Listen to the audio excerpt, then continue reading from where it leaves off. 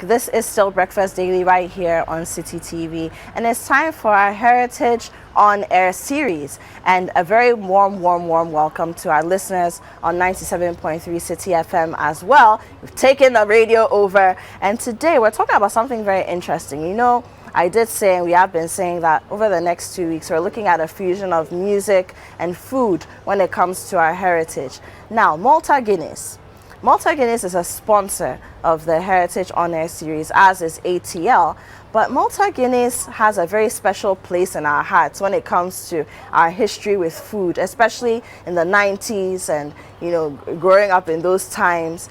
You couldn't have a party. I mean, it wasn't a party without Malta Guinness on your table. In fact, if you were sat at a high table, Malta Guinness must be there, otherwise the table isn't high enough. And I have here with me the brand manager of Malta Guinness, whose name is, wonderful name, Wilma Amuosai, and she's here today to join me. She's brought the Malta Guinness and we brought the snacks. So we're going to talk a little bit about how, you know, even today, we shouldn't forget the importance that Malta Guinness plays in our culinary experiences. Hi, Wilma.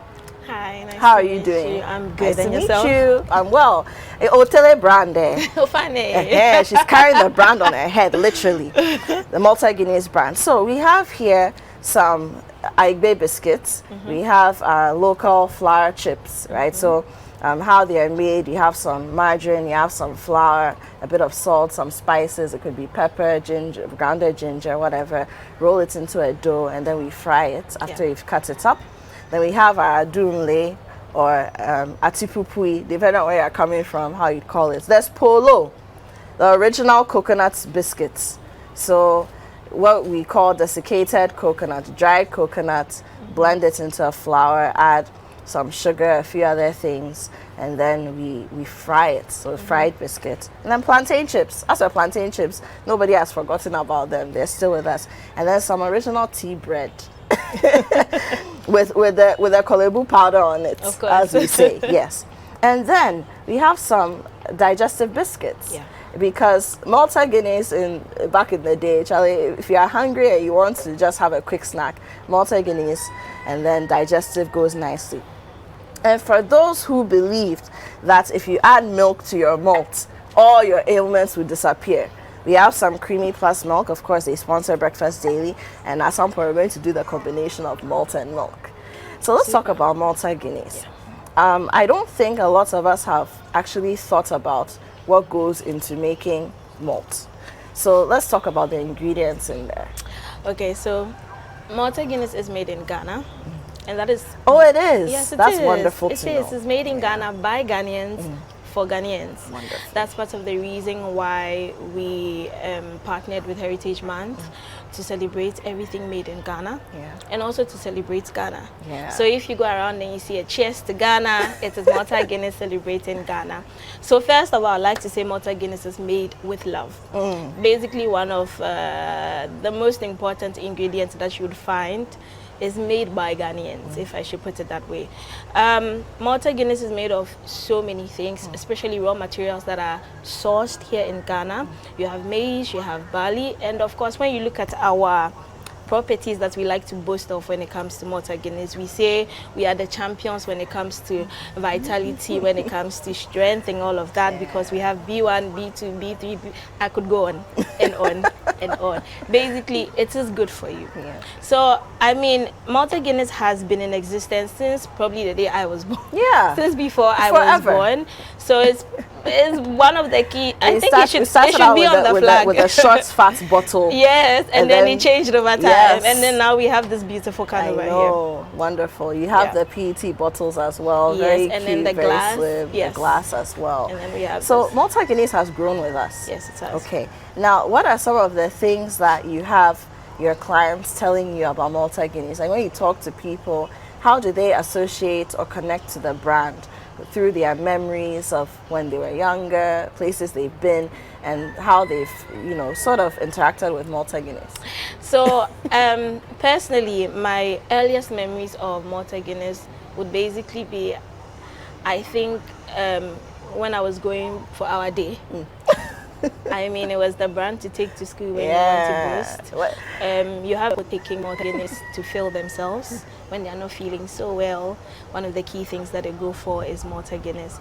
So, I mean, I think everybody has a unique story when it comes Yes. to Malta Guinness from their earliest days. I agree. One of my earliest memories was at the Labadi Beach. And I think on that particular day, I wanted an orange soda, one of the orange fizzies. And they said they didn't have any.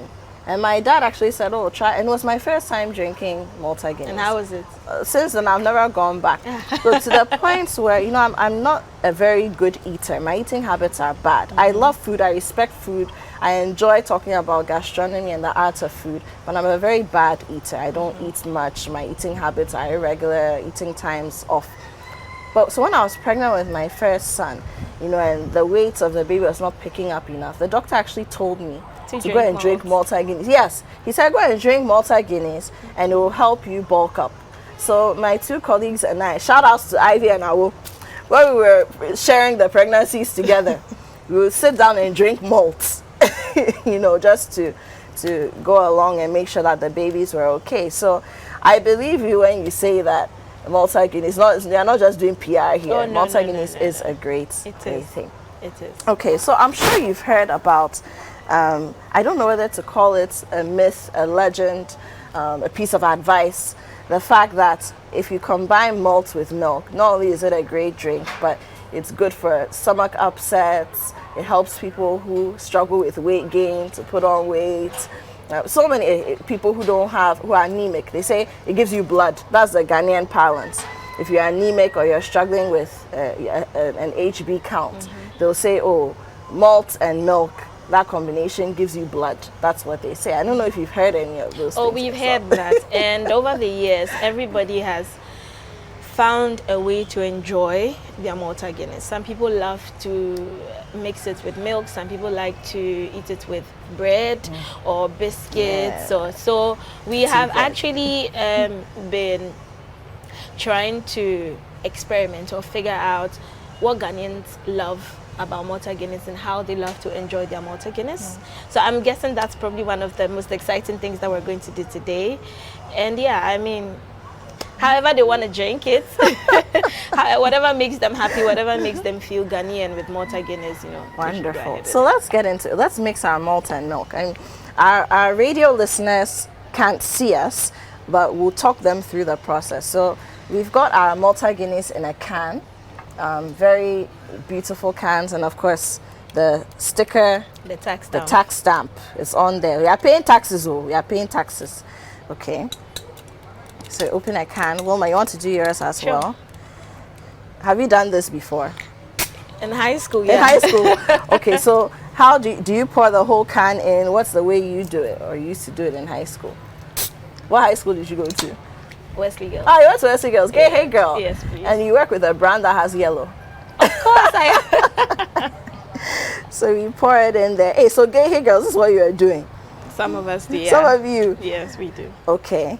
So should we pour the whole thing or just about half? I mean, just as much as you can take. If you can take the whole can, why not? And then how much milk do we pour? Thank you.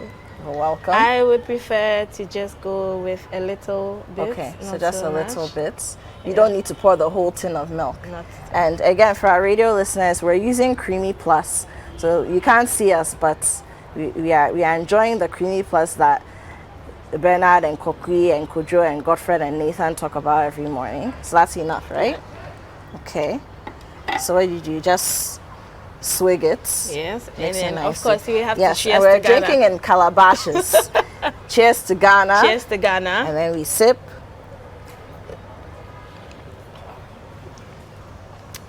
Oh my. How does that taste? You know, I've never drunk malt and milk before. Now I understand what the hype is. Wow. It's like a non-alcoholic milky cocktail of sorts.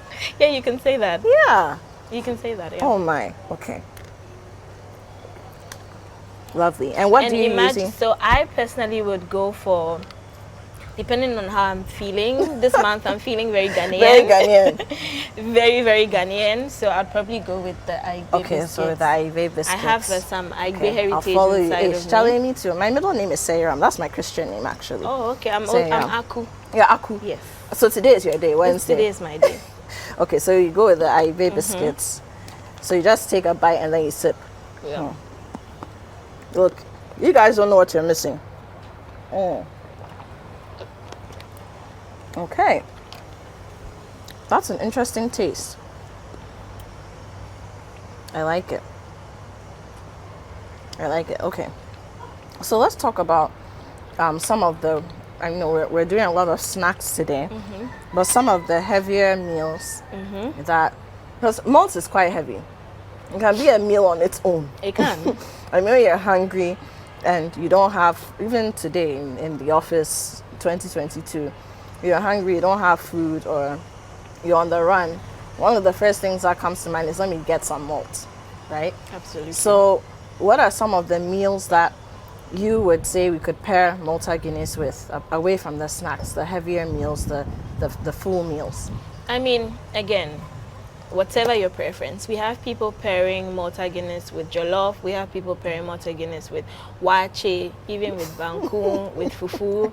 The thing is, Malta Guinness is actually the perfect combination for snacks, for meals, and it also has some health benefits as well, as I mentioned earlier. So however you'd like to enjoy your Malta Guinness, because I personally like it with my wache in the morning, you know, when I know I have a long day.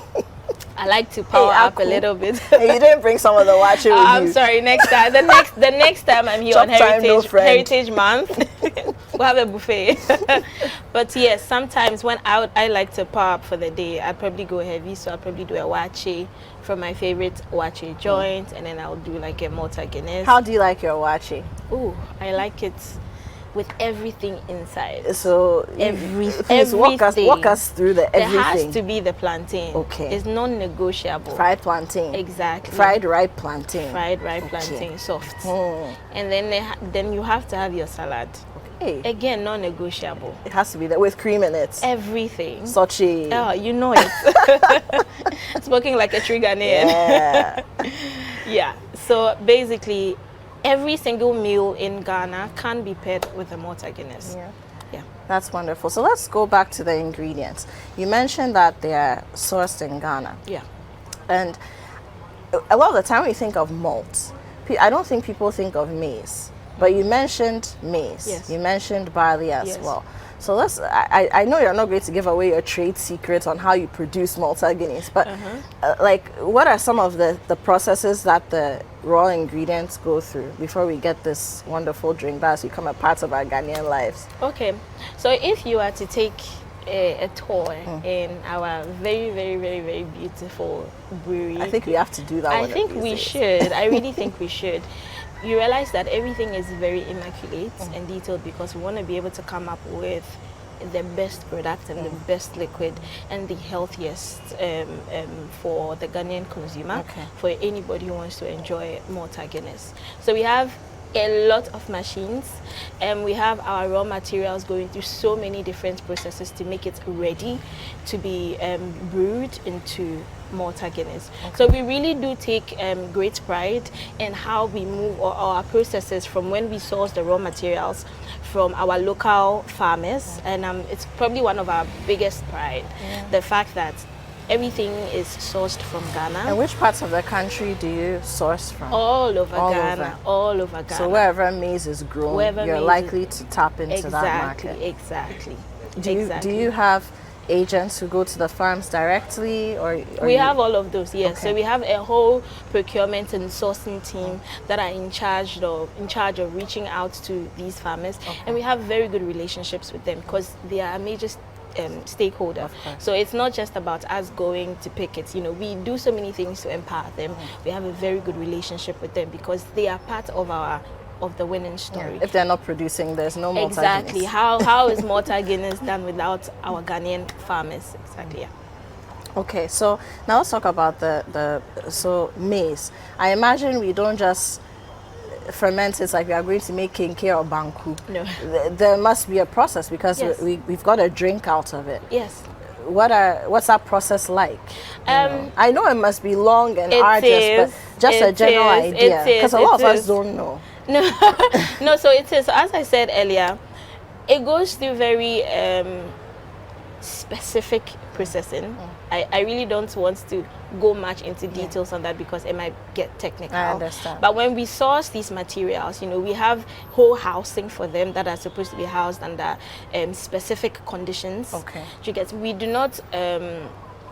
We are not complacent on these little things because the smallest thing can affect the quality and the taste of our drink. So does it have to do with temperature, for example? Of course, everything, Okay. temperature. Should it be hot or cold? Exactly. So all of these things we take them into consideration. We have specific requirements of how our materials are to be sourced, how they are supposed to even be stored before they even go through the processes of transformation and it being into the drink that we currently like. Yeah. So are the grains ground or mashed or? I mean, again, we have machines for that. So yes, they go through that process where they move from it being a grain of maize to actually being powder. A powder. Yes. Okay. And then I'm sure there's some kind of boil. I mean, when we talk of brewing, what's the basic? I know we are trying not to get very technical, but we hear brewery. When we brew, what's the basic thing that you should know about brewing? Fermentation. Fermentation. Let me put it that way. Yes. Okay. And of course, in order to make sure that it comes out of as the non-alcoholic beverage that we love, also very strict requirements that we need to follow through. Because if it gets too fermented, then alcohol and becomes a thing, and that's not what it's about. Yes. Very interesting. Then in a way, we are still eating banku and kenke and abolo and all the maize things, but in a drink. In a drink. Explains why we love it so much, because we don't joke with our maize meals. Yes. But barley. Yeah. Barley is not something that we talk about much. We talk about what we produce in Ghana as far as our food basket or our farming produce. Our farm produce is is it produced specifically for you and possibly other people who use barley in their product making, or it's actually something that's produced and you found it and so you're working with these farmers who do that? So Guinness Ghana has an array of products. We have a very big portfolio. We boast massive, one of the biggest. Exactly. So Malta Guinness. So these farmers do not only source for Malta Guinness. Right. So Guinness Ghana in itself brings a whole lot of business to all of these farmers, all right? So whatever that we source, specific to the kind of products that we are bringing. So barley is not just for Malta Guinness. There are other products that, we use them for. So all of these things, I mean, sorghum is not in Malta Guinness, of course, but it's in other brands that we have under the Guinness portfolio. And we source all of these raw materials from our farmers, our local farmers, yes. That's wonderful. Look, it's very interesting getting into the nitty-gritties of what Malta Guinness is, because it's part of our nostalgic experiences, and that's what we're talking about, the nostalgia of Malta Guinness. How, like I said earlier, growing up, you go to a party and the high table, the birthday boy or the birthday girl's table has malt there. Exactly, because it's premium. Malta Guinness is a premium. It's a premium product. It's always been. Yeah. And like you mentioned, I also have recollections of our day. Even when you want to give a gift to your teacher, there must be malt inside. And Malta Guinness, it can't just be a normal juice box. No, Malta Guinness has to be there. And I think that prestige has transcended over the years, managed to maintain it a lot. Yeah.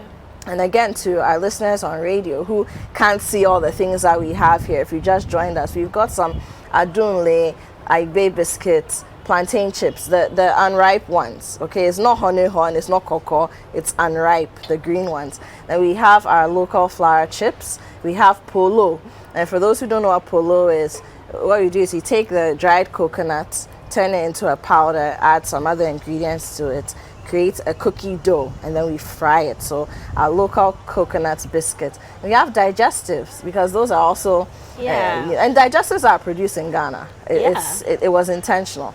And then of course the almighty tea bread, and it's not just any tea bread. It's the kind that my boss Samens likes, with kolebu powder on it. Like the flour is all over it. So by the time you finish eating it, it's all over your arms and your hands. And we're just sort of having a conversation about how, without even realizing it, Malta Guinness has become a whole part of our experience. And we're very excited that you came on board for the on-air series, because it's something that we would have struggled to talk about if there were no bills being paid. But it's something that we really wanted to talk about, because you really can't talk about especially our food experiences from the late 80s through the 90s. Without Malta Guinness. No, you can't. It's almost an abomination to do so. Yeah.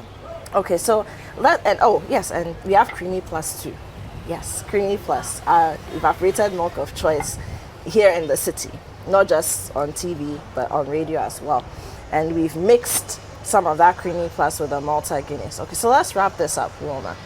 I mean, what do we see our meals evolving into while we incorporate Malta Guinness, let's say in the next, and you're the brand manager of Malta Guinness, that's why I'm asking you this. How do you see our meals evolving with Malta Guinness in the mix over the next, let's say, 3 to 5 years? I see a lot of experimentation. I mean, we have young people who are coming on here. They're taking over everything. They're doing a great job.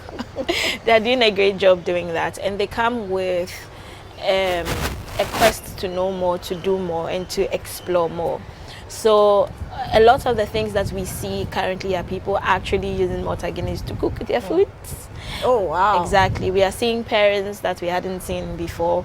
We are seeing people enjoying Malta Guinness with their digestive, with their bread, with their kili-wili and their pastries. So we are looking forward to what these young people are coming on board with, and the amazing things that we're yet to see. Malta Guinness was there in the past, is here in the present, and will definitely be there in the future. And as we are evolving with this new generation, there are so many amazing things that we want to be able to do, because we're growing with them, we're growing with the generation as well. So many amazing things in the future that we're looking forward to, so many food combinations that we're looking forward to. We are bringing on board our world of good, because Malta Guinness is all about goodness. Always has been. I'm going to invite my co-host David on here. He's just looking at me with daggers in his eyes, because he loves molten milk. He's the one who actually said, look, if you're going to talk about Malta Guinness and what we used to do when we were younger, there has to be milk. Is this your molten milk? Yes, this is my molten milk. This is my molten milk. But why are you drinking my own? You relax, like. I'm coming through. But why are you dunking in my... Yo. You know what? We have another calabash in the background. Yes. If you can just be brought to but us. we are. Yeah, what? No, I don't want you to mess up my drink. Look, listen, fantastic, thing that Malta Guinness is doing. I mean, just brilliant. You've taken us back. I mean, when I saw Malta Guinness, the only thing I could think of was malted milk. And just, I think everybody does have a little malted milk story. Yes. Yeah. And let me just share a recipe. You know how, well, I don't know how many people know, but when you're grilling chicken, and I'm talking about, our chicken, if you cook and you chop it up, when you get some money, if you cook is not cheap. So when you get some money and you chop up the broiler and you're going to grill it, instead of using beer or anything else, you can use some Malta Guinness with a bit of barbecue sauce, a bit of definitely, ketchup. Yes, definitely to create the sauce on the chicken, and then you grill it on charcoal. I think maybe next time we should come on and do that live. I think that would be amazing. That would be fun. Yes. So, guys, I'm putting the base. You can see base. That. So you start with the milk. No, the milk has to be on the base. Yeah. But who said it has to be? Because you see the malt has a lot of froth in it, and so you pour it. Oh, so man. you're doing science things. Oh man. Hey. Okay, ladies and gentlemen, Yeah. thank you for spending your morning with us on Breakfast Daily. And thank you for joining us for the Heritage On Air series. Today we've been talking about the nostalgia of Malta Guinness with Wilma Amosai. She's the brand manager for Malta Guinness. I want to have her job. I can drink malt every day. Yeah, right. Our listeners on 97.3 City FM, thank you for tuning in. This segment, of course, is sponsored by Malta Guinness and Akosombo Textiles Limited, ATL. We'll see you tomorrow morning.